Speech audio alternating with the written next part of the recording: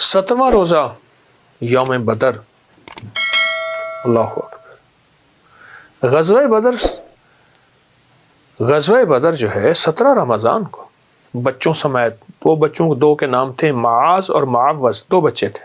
कि जिस शख्स को बदरी सहाबा के नाम याद हों, अगर नहीं है आप नेट पे चेक करेंगे, 313 बदरी सहाबा के नाम हैं।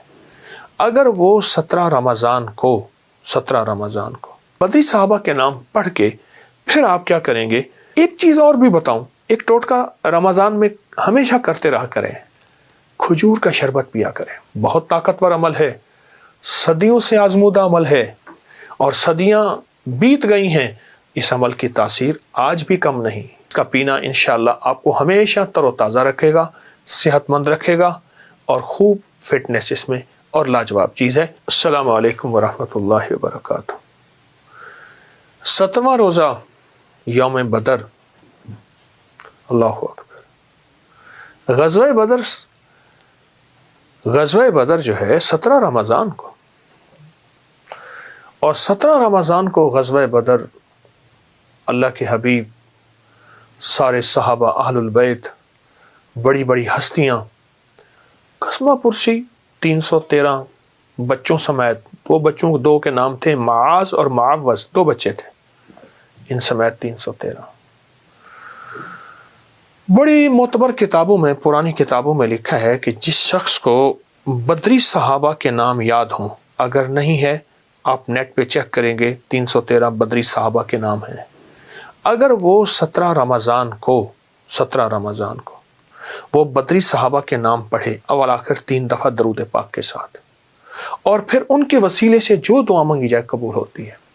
सोचें, जिन सहाबा के, अहलुल बैत की हस्तियों की बरकत से सारी इंसानियत को विलायत मिली, दियानत मिली, खुलूस मिला, मोहब्बत मिली, इबादत मिली, तस्बीह मिली और ज़िक्र मिला और सजदे मिले, तो उनकी अल्लाह के यहाँ क्या हैसियत, क्या मकाम, क्या वकार, क्या इज़्ज़त, क्या अज़मत होगी।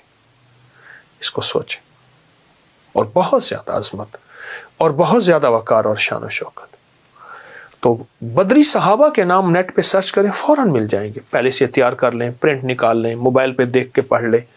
अव्वल आखिर 3 दफ़ा दुरूद शरीफ बदरी सहाबा के नाम पढ़ें, और बदरी सहाबा के नाम पढ़ के फिर आप क्या करेंगे, 11 बार सूरत फातिहा, 11 बार सूरत इखलास और 11 बार आयतुल कुर्सी, ये पढ़ के उनकी रूहों को हदिया करें। और उसके बाद फिर आप दुआ मांगे, जो आपकी मुसीबत, मुश्किल, परेशानी, नाकामी, कोई उलझन हो, उसके लिए दुआ मांगे।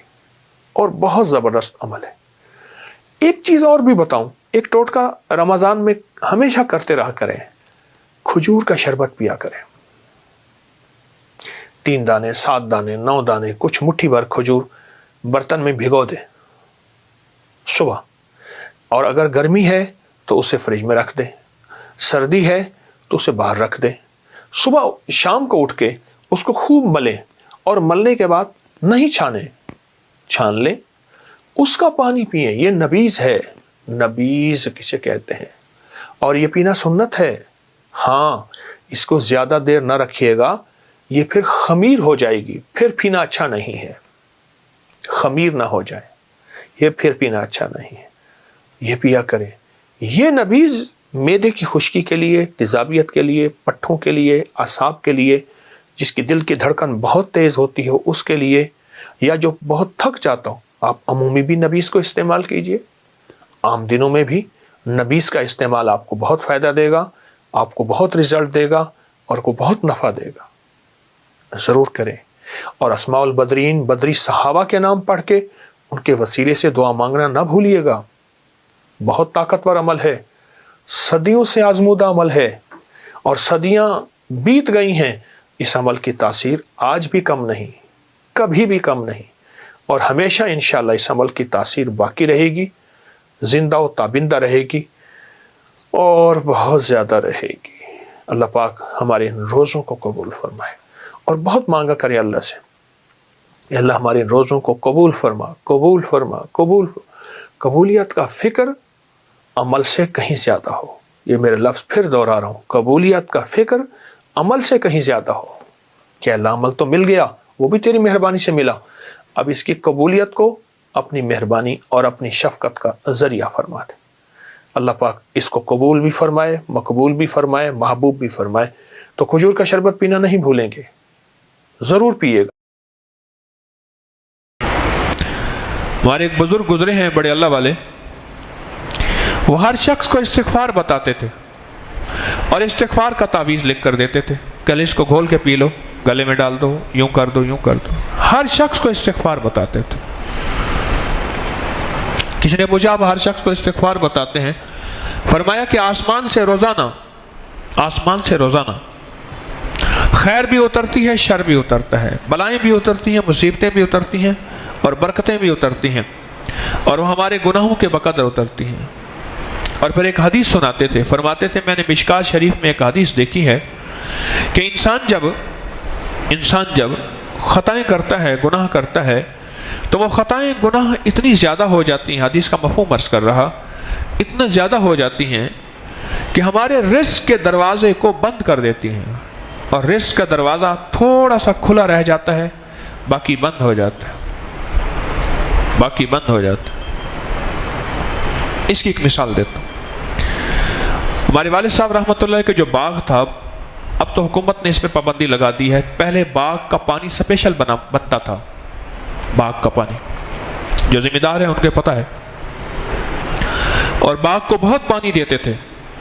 اور جہاں باغ ہوتا ہے، اب بھی گورنمنٹ کا لا ہے، وہاں حکومت سڑک نہیں بنا سکتی، وہاں حکومت باغ کو نہیں کاٹنا، مقصد یہ ہے۔ انگریز ایک قانون بنا کے گیا تھا کہ باغ جہاں لگا دیں وہاں کالونی نہیں بن سکتی، وہاں مراعات ہیں، رعایتیں ہیں۔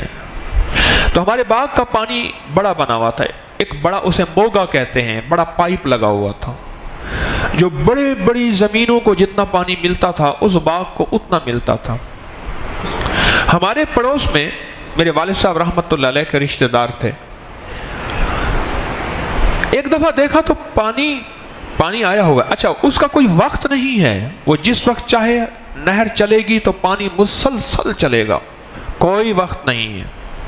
اب بھی وہ موگا ہے، اس کا کوئی وقت نہیں ہے، جیسے کہ عام ذمہ داروں کے اتنے گھنٹے ہوتے ہیں، اس کا کوئی وقت نہیں ہے، 24 آور 24 گھنٹے پانی چل رہا ہے۔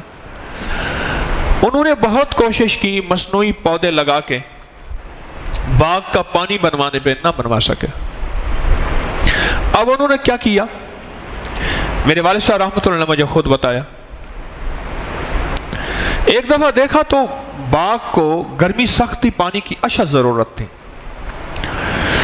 اس وقت ان کی پانی کی باری بھی تھی، ان کی باری تو مسلسل چل رہی تھی۔ جب بھی نہر آئے تو نہر کے آتے ہی بس پانی لگنا شروع ہو جاتا تھا۔ دیکھا کہ پانی نہیں آ رہا، بہت حیران ہو گئے۔ میں آپ کو استغفار کی مثال دے رہا ہوں، غور سے سمجھے گا۔ نوکر کو بھگایا، اس کو جا کے دیکھا، اس نے کہا جی موگا بند ہے۔ وہ کیسے بند ہو سکتا ہے؟ اس نے کہا تھوڑا تھوڑا پانی آ رہا۔ جا کے دیکھا تو ایک ہانڈی آ کے دی ہوئی تھی، ہانڈی کا منہ ہوتا نا ایسے، پانی اس کے اندر یوں آ جاتا، سمجھ گئے؟ موگے کے آگے ہانڈی دی ہوئی تھی، اور ہانڈی کے اندر پانی آ کے اس کو مزید پریشر دے کے اس نے بند کیا ہوا تھا۔ انہوں نے جو ہانڈی ہٹائی